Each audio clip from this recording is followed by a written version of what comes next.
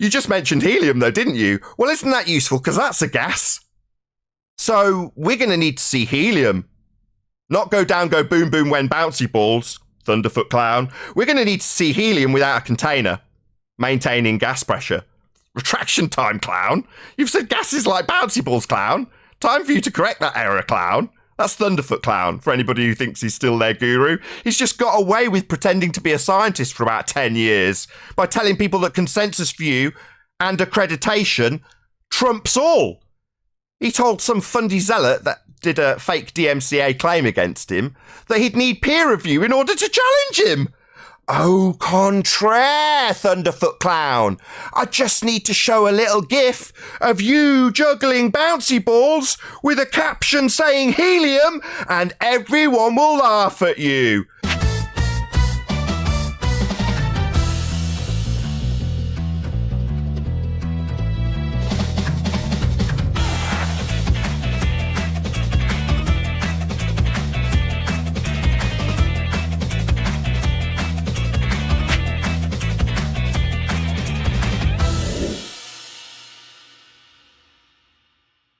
By overdubbing it, and they'll cheer for the fraud. Can you imagine, Nathan, if you and I were to do some kind of experiment or test or demonstration or something to support a point, and let's just say we called it gas pressure without a container, and we used a big bloody pipe that went up the side of the house, right? There would be hell to pay, but yet nobody on their side calls out Blue Marble Science for using a big bloody container that gave him the gas pressure. Everybody ignores it. It's like, yeah, imagine if we did that. Never go down well, would it? I've got a better example now. Yeah, if you can't demonstrate that you require containment for gas, you'll literally turn gas into a solid, bonded, bouncy ball and pour it into a fish tank and claim that that demonstrates, let me get the quote correct, gas pressure without a container by way of solid, bonded, bouncy balls. Another shout out to Thunderfoot clown, who doesn't understand intermolecular bonds and will tell you to use your imagination to turn gas into a completely different state to get around a second law of thermodynamics violation. So not just I'll use an actual gas like butane and then claim it's not in a container when it's in a container, but I'll literally not use gas at all. I'll use bouncy balls like a clown. So there's a better example. Thunderfoot has actually managed to top trump the redneck retard. At least the redneck retard was using gas. Wasn't that idea of the bouncy balls originally kind of introduced on the scene by Rumpus? Who knows? I just know that Thunderfoot, with almost 1 million views, has told them to use their imagination. Imagine gas is actually solid. And then you'll believe in my 105-year out-of-date religious belief in gravity being a force, when everyone who, let's appeal to his obviously very dear to his heart qualifications, people who outrank him tell him otherwise. People like Professor Brian Cox make it clear that gravity's not really a force at all, end quote. But this religious zealot with his 105-year out-of-date rhetoric seems to think that actually gas is represented by solid, something that a 7-year-old understands better than. So Thunderfoot's an abject clown, and I think he's a far better example than the redneck retard. As I say, at least the redneck retard recognises that you're going to need to demonstrate gas pressure without a container by using a gas. Yeah, that's pretty bad. A couple of commenters that were challenging me, like with the usual ridicule, you're an idiot. And then I've gone out of my way to respond to a lot of them because I know that Thunderfoot hunts his way through his opponent's comments. And I've pointed out to every single one of them. No, your guru Thunderfoot is an abject moron. Has described gas go down, go boom, boom like helium. Yeah, no, he's a complete clown. And a couple of them have said, yeah, I know I was ridiculing you, but the gas bouncy balls example was pretty poor. I'm like, yeah, no shit. Abject buffoonery.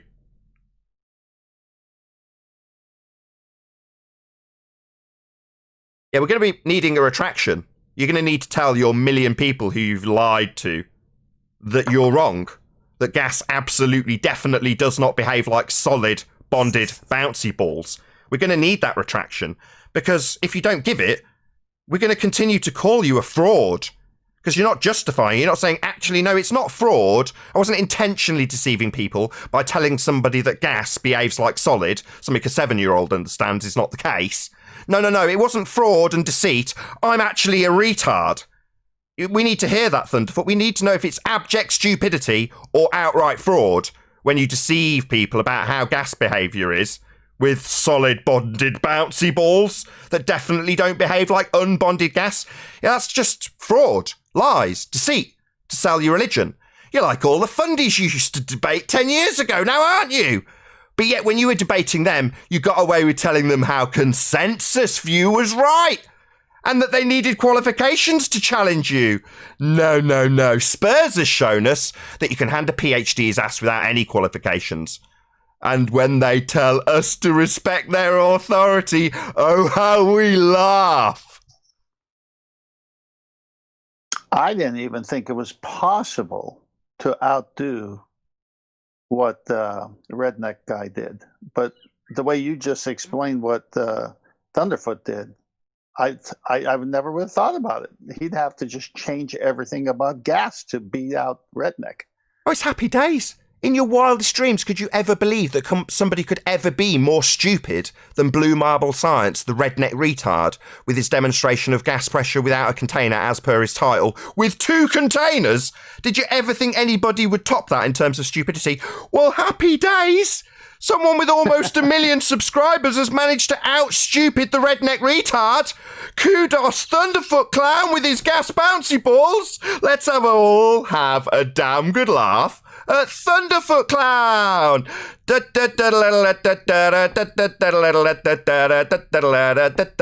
Here comes Thunderfoot clown. Bouncy balls aren't gas, clown.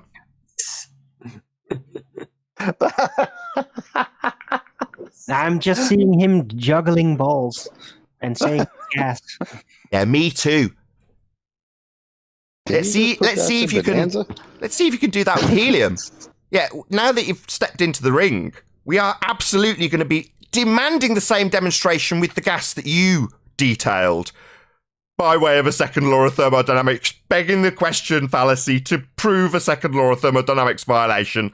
No. You just mentioned helium though, didn't you? Well, isn't that useful? Because that's a gas. So we're going to need to see helium. Not go down, go boom, boom when bouncy balls, Thunderfoot clown. We're going to need to see helium without a container, maintaining gas pressure. Yeah, that's what you're going to be doing. I didn't choose helium. You did, didn't you, Thunderfoot clown? You're going to be showing us gas pressure without a container. Now, again, I'm not going to leave this open-ended for the sarcasm, because it's way beyond that with this clown. Retraction time, clown. You've said gas is like bouncy balls, clown. Time for you to correct that error, clown. That's Thunderfoot clown, for anybody who thinks he's still their guru. He's just got away with pretending to be a scientist for about 10 years by telling people that consensus view and accreditation trumps all. He told some fundy zealot that did a fake DMCA claim against him that he'd need peer review in order to challenge him. I appreciate your eagerness, but pestering me with needy messages and telling all your subscribers to pester me with needy messages is not a way of making you a renowned scientist. If you want to make a genuine contribution, you have to get your ideas published in the peer-review literature and to win an academic consensus, just like every other idea in history. The conventional way to do this is to become scientifically literate in your chosen subject, and about 3 years to become a competent scientific researcher, that's a PhD. You'll then have some credibility to attract funding, and to propose experiments to test hypotheses, to gain an understanding of what is currently unknown to mankind, or to reappraise an existing theory. I'll be honest, Venom, I personally get a great deal of satisfaction from the contributions I've made to the act. Au contraire, Thunderfoot clown. I just need to show a little gif of you juggling bouncy balls with a caption saying helium and everyone will laugh at you. Because that's the kind of thing a clown does. No accreditation needed. just a demonstration with your own words of stupidity that you're going to be retracting. Nathan, I just don't understand. How does a cylinder or a fish tank represent a ball? I don't understand. No, we won't even get Or there. how about this? I was just going to add, how does a fish tank full of static sugar water represent an atmosphere that is dynamic and in motion? Oh, I'll just give you a Thunderfoot to answer that question. Quote, use your imagination. Or something like that. But as a general model, this isn't too bad. Or something like that. End quote. Thunderfoot 2020. That's the exact same thing that Dean the Stingray on Jose's channel said the other day. He said, Flurfers, they just have no imagination. They just can't think creatively about these things. Which translates to mean we can't create up a bullshit just so story like they can. Yeah, those flat earthers, they struggle to work at the not really is level with imagination and mathematics. Why can't they work at the abstract level like we do? That's because we like to work in the physical and natural world at the really is level with things actually occurring, not using our imagination to see gas go down, go boom boom, like bouncy balls. There's got to be some meme makers out there that can memify gas bouncy balls and Thunderfoot juggling them. Oh, I just thought of something, guys. You got to have an imagination to do thought experiments. Come on, you got to have it. Yeah, and you've got to have reality to do actual science.